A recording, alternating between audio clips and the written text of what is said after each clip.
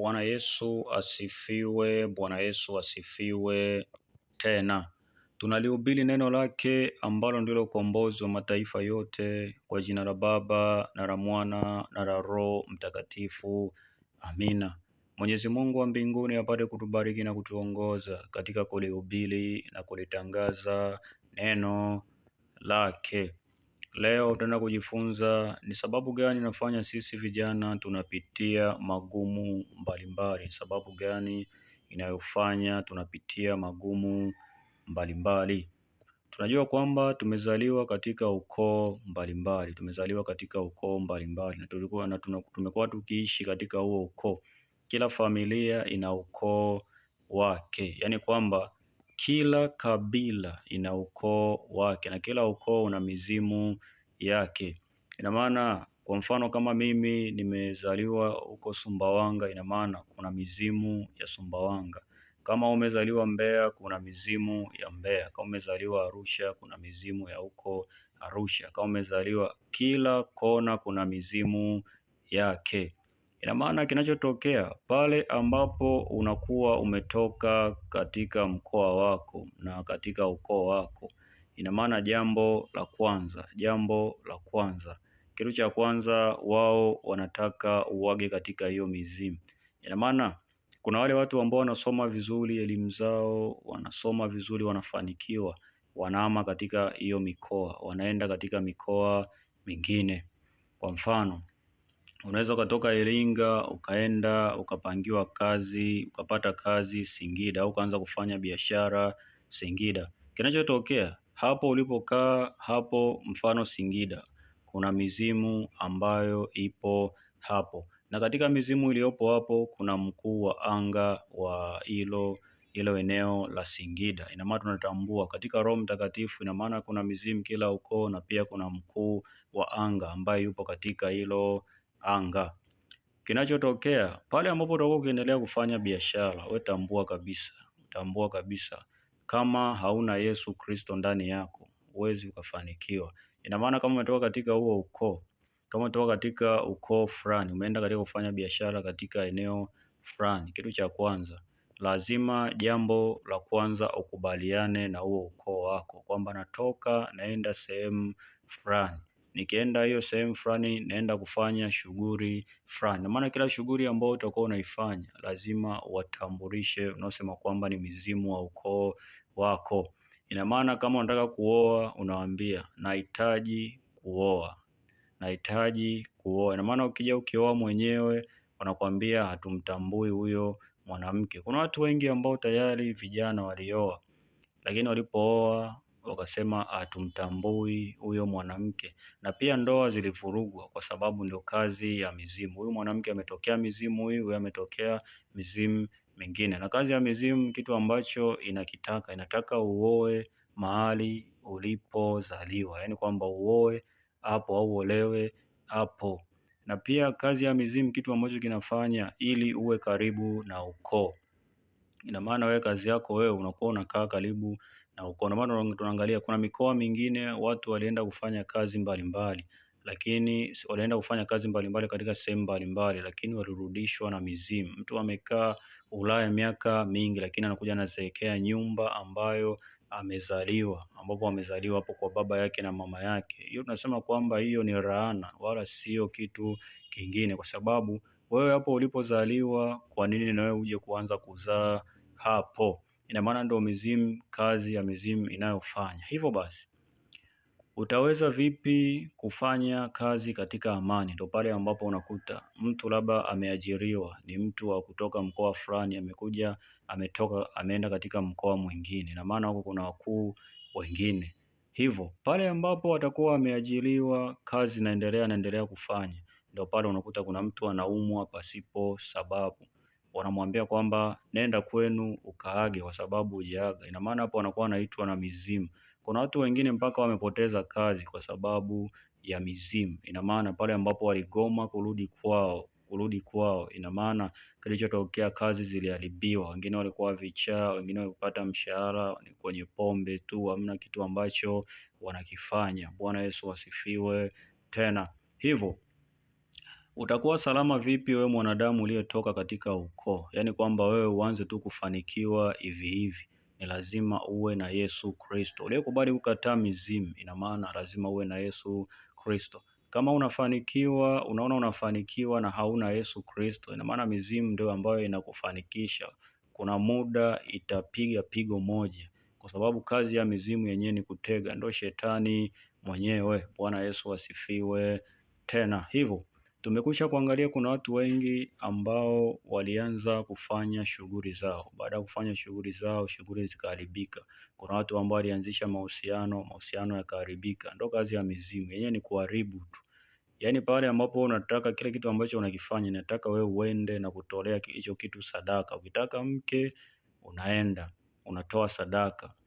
Na ukikataa huyo mke, ina maana ndio hivyo inakuwa imetoka. Unataka umuoe ambao wanamtaka wao, ina maana wanakupangia ili uweze kutumia na sio wewe uweze kuwatumia wao. Hiyo ndio miungu, na ndio maana Mwenyezi Mungu amekwisha kusema katika kitabu cha Kutoka, ndimi Bwana, usiabudu miungu mingine. Hiyo ndio kazi ya mizimu. Mizimu inakuwa inakaa mbele ya mwanadamu katika ukoo, yaani yenyewe ionekane kwamba wewe una kazi ionekane kwamba yenyewe ndio imekupa. Una ndoa ionekane, biashara ionekane, hata ukinunua gari ionekane yenyewe ndiyo imekupa.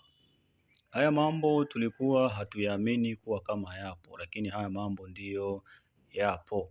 Nakumbuka kuna siku fulani mimi mwenyewe nilikuwa sehemu fulani, kuna haya magari ambayo watu wanapewa na mizimu, ambayo ndo shetani mwenyewe.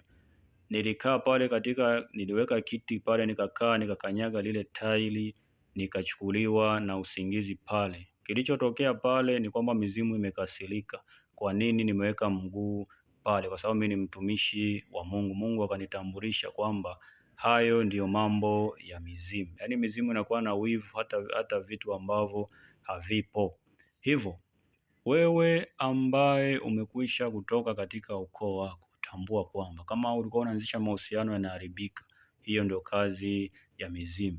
Kama ulikuwa unafanya kazi inaharibika, hiyo ndio kazi ya mizimu. Kama ulikuwa unachukiwa sana katika maofisi mbalimbali, uendi kwenu, sijui nini, hiyo ndo kazi ya mizimu. Hivyo usishangae wewe kama una ndoa mpaka saa hizi hiyo ndoa haijaharibiwa na hujavunja ngome za mizimu. Wewe tambua kazi ya mizimu inashika wewe pamoja na kizazi chako. Hivyo hauwezi ukafanikiwa kwa sababu bado upo katika nguvu za giza.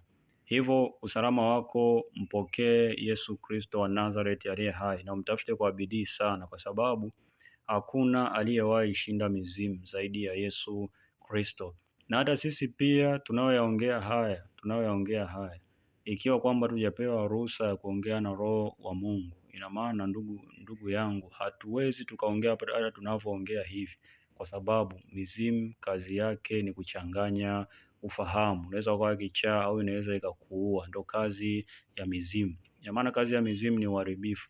Waache wale ambao wanasema kwamba wanarudi nyumbani kwenda kutoa sadaka. Kila mwaka wanaenda huko, na kuna watu wengine wakichukua likizo wanaenda huko maporini, wanaenda huko wanachimbiwa mashimo, wanakuwa kama wanafikiwa, wanaenda huko, kuna vitu wanavipeleka, wanatoa sadaka ili kazi zao ziende. Yaani kwamba Mwenyezi Mungu amekupa kazi, alafu unaenda unatumikia mizimu. Ndio kitu ambacho Mwenyezi Mungu hapendi, na ndio maana Mungu ana hasira sana na hivyo vitu. Yaani kwamba yeye amekupa kazi, wewe unaenda unasema kwamba mizimu ndio imenipa kazi. Anakuja anakupa ndoa, unasema mizimu ndio imenipa ndoa. Anakupa maisha, unasema mizimu ndio imenipa maisha. Kitu ambacho kinatokea pale ni pigo.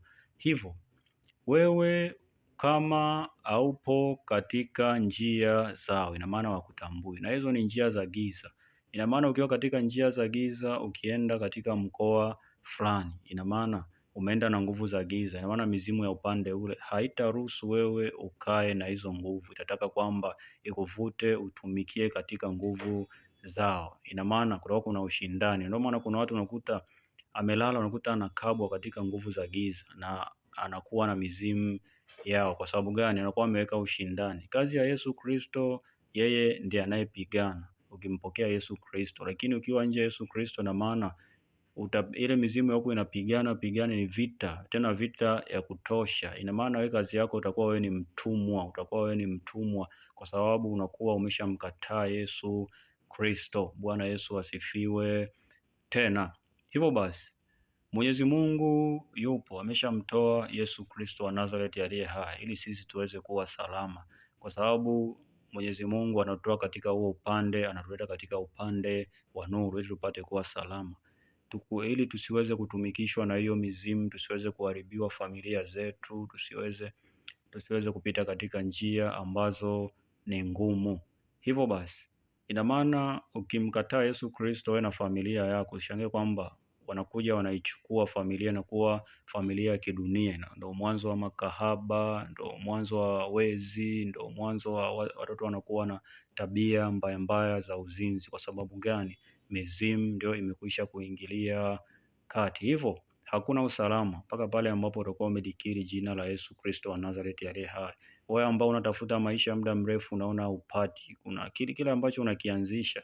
Ndio maana kuna watu wanasema wana mikosi. Unakuta kuna kijana tu labda amefanya kazi, aliingia mkataba katika bodaboda, pale ambapo anataka tu kuichukua ile bodaboda, bosi ananyang'anya. Hiyo ndo kazi ya mizimu, yenyewe ni kuharibu tu.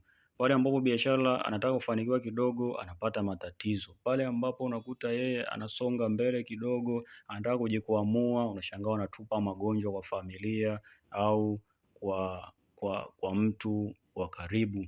Hivyo basi kazi ya mizimu yenyewe ni kuharibu, yaani haitaki ufanikiwe. Ndio maana unashangaa umefanya kazi muda mrefu haufanikiwi. Unaweza ukashangaa mpaka vyeo vinapanda, lakini haufanikiwi kwa sababu mizimu imekaa mbele, inataka uiabudu. Bwana Yesu asifiwe. Tena hivyo utajiri wa mizimu haujawahi kudumu. Kwa sababu gani? Mwenyezi Mungu ndiye anayemfanikisha mwanadamu, yeye ndo ana utajiri wa milele. Hivyo basi tunakusha kutambua mizimu kazi yake ni kuharibu kila kitu ambacho Mwenyezi Mungu anakuwa anakuachilia pale ambapo humtambui Mungu. Mungu anaweza kuwa anaachilia baraka, lakini kwa sababu humtambui, mizimu inakuwa inaharibu. Ina maana kila kitu ambacho utakuwa unakipata kitakuwa kinaharibika, na watu watakuona una mikosi, lakini wanajua kinachoendelea. Baada ya kusema hayo, sina mengi zaidi ya kusema Mwenyezi Mungu awalinde wote.